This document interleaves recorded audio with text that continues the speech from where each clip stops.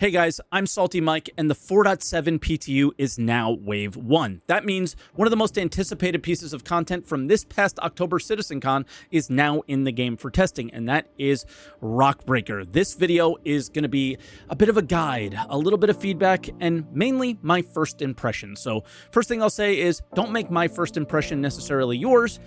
Try it out. See what happens. And I have some good things to say and some absolutely things that I just did not enjoy.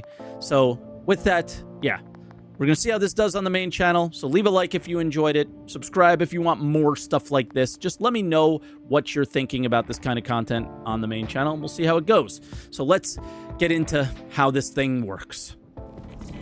Great. Sending you the location of the QV breaker station now. It's gonna definitely take some steps to get the site operational again, but if you put in the effort, I think it'll be worth your time. Anyway, smart move paying for exclusivity. Should make your life a heck of a lot easier without having to worry about any competition showing up. Anyway, good luck out there. Hope you make a mint. To start, there are two missions to get to the location. One costs 125k and one costs a whopping 850k. The one that's 125k is just like the old Wake of Disaster, if you remember that. You pay an entry fee to get a location where there's good loot, but anyone who pays the same entry fee gets that same location that you're at, which invites conflict. The 850k buy-in, which is marked exclusive in your mission list, will give you that location. They're going to have to make a few small changes here, but you should have that location to yourself. I saw a bunch of leftover ships at this couple locations that I was at, and if those ships have spawn beds, theoretically, you can backspace into one of those ships while somebody is doing their exclusive version of Rockbreaker, and yeah, maybe break their rock, and that wouldn't be very fun for them. This is in the PTU, and I've done exactly zero testing in Evo for this, as I was more focused on mining and blueprint gathering for my testing in Evo. So our org decided to get the first impressions all together, and we didn't know what was going on. So we took the exclusive location to give us the time to figure it out. So remember, this is my first impressions of just the exclusive location. I don't know what the contested zone one would be like, or the contested one would be like. For one, server errors were causing so many issues finding a working location, but we finally got one, so let's run through the process here. When you get to the asteroid, you're looking for some pads in that circle area where the rock you're eventually going to mine, and it's pretty obvious which one that is encompassed in. You go inside, and then the mission system gives you your first objective. You are tasked first with turning on the station. You're going to need to find 4 batteries and plug them in behind this sign over here. They're located a little deeper into the location from where you are, and yeah, follow the signs. It should be fairly obvious, and they're attached to these little spider miners that are not being operated by anything at the location, and they're kind of on the rear end of them. Search around and find 4 and bring them back to the battery location to power everything back on. Breaker station is now ready to commence operations.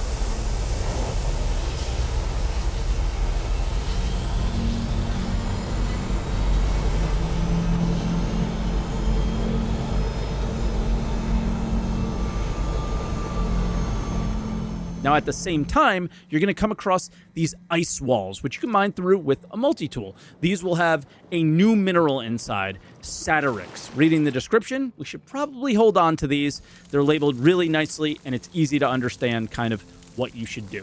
We're going to build something with this. Make sure you are searching everywhere, because there are also important codes that you're going to need a bit later on all around this station. And the first one here is in excavation. So make sure you look and find that before leaving and going on to the next task. You are then tasked to reset the station in the operations location. You're going to take the tram from the place where you initially landed to get there. You find a button and you click reset.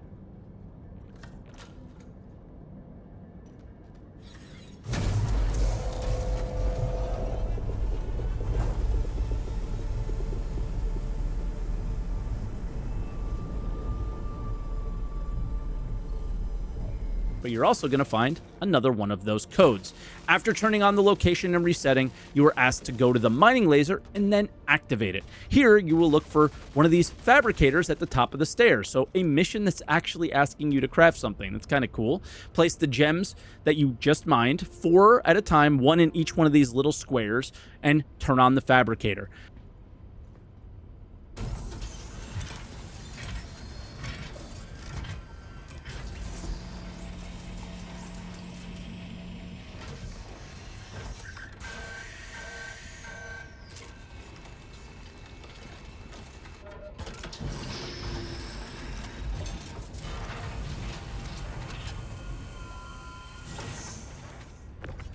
This will create a mirror. We need 3 of them. Place a mirror in each one of the slots down the end. If you've ever watched Star Wars, you should kind of know where to put them.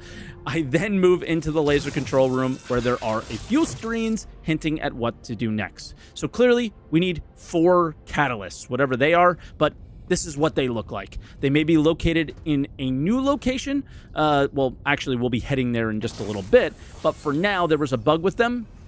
So they're located in this room for me, for my first impression. So we looked around and we plugged all 4 in, and something interesting happened if we look at the MFDs back up in the mining laser station up at the top.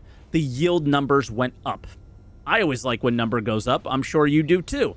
The left MFD showed 3 refractors, excuse me. I keep saying refactor because Star Citizen refactors everything all the time. More importantly, the top left MFD gives an FAQ in the game, which is absolutely awesome, and it lets you know, it gives you a really good idea of what you need to do. So feedback-wise there, that was awesome.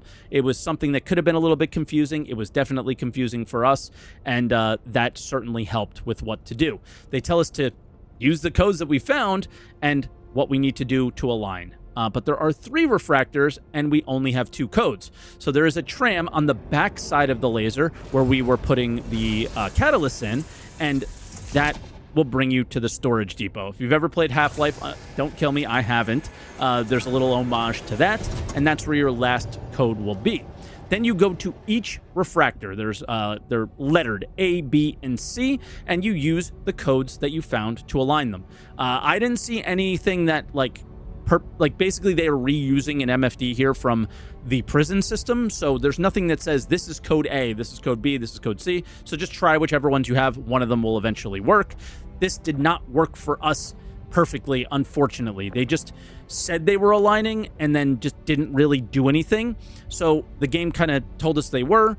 So unfortunately, our yield was left at 40% and we were left stuck. Now, guys, it had been 8 hours at this point of trying to get this location to work. So our group agreed that we were just going to fire the laser anyway, and let's see what happens. And it let us fire the laser, and similar to Hathor, it was pretty cinema. Nothing will compare to that in terms of scale. They kind of nailed the Star Wars Death Star vibes, though, a little bit.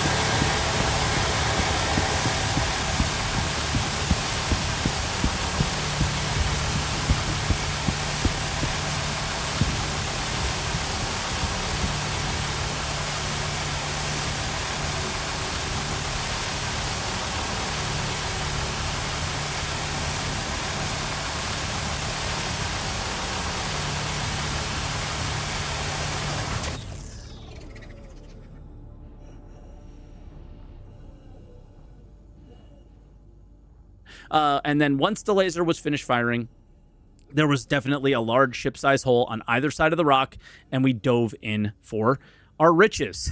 Except we only found torite, and not even good quality torite. I think the best we saw was 700 quality.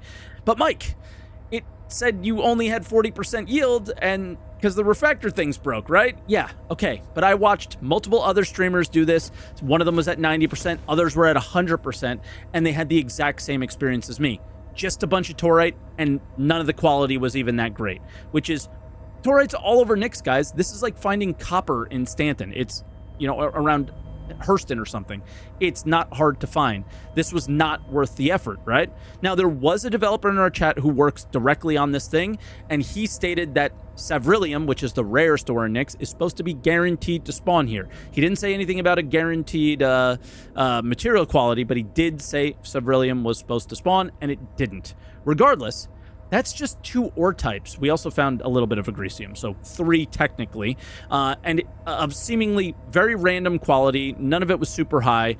And guys, like, I can mine moons, planets, and asteroid belts and have so many more chances and give myself an opportunity to find really good quality ore because there's so many clusters in these locations, right?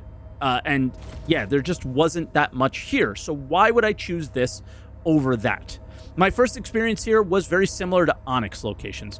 Solid ambience, super solid ambience, amazing location, but you're not going to see me going back there unless there's a really good reason to, and this was not a good enough reason. So once again, that's my first impression of the Wave 1 PTU for this activity. Like many of these, there are so many things that can break, and they did. But the reward has me the most concerned. I would love to see more variety than just a couple of Nyx exclusive minerals. I would love to see higher quality, with perhaps the contested one having even higher quality. Once again, I haven't tried that yet.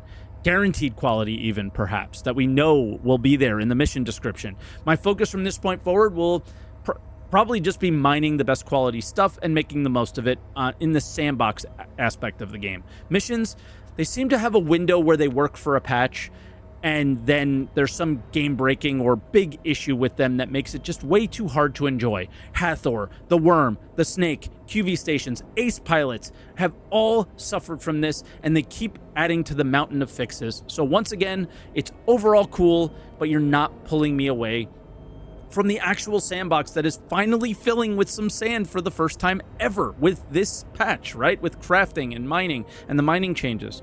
And I really thought it would. And that stinks. I really thought that this location was going to bring me to a mission regularly, like Hathor did. Overall, it's cool, but again, you're just not going to pull me away from that. Let me know how you have experienced it if you have. Once again, if you haven't yet, try not to make my first impressions yours too much. Give it some time. Try it for yourself, and I bet you will have a much better experience than I have, as the devs are going to have more time and have heard this feedback. That's it for me today, though, guys. And yeah, I'll catch you in the next one, but I'm hopeful for this if they hear us and they're able to make those changes. But if they're not, and this kind of goes out and we're going to be stuck with this for a few months, I don't think you're going to see me doing this very much, and I don't think you're going to see too many people doing it very much, but we'll see. Again, it could be really cool, like most things in Star Citizen, but it needs some work.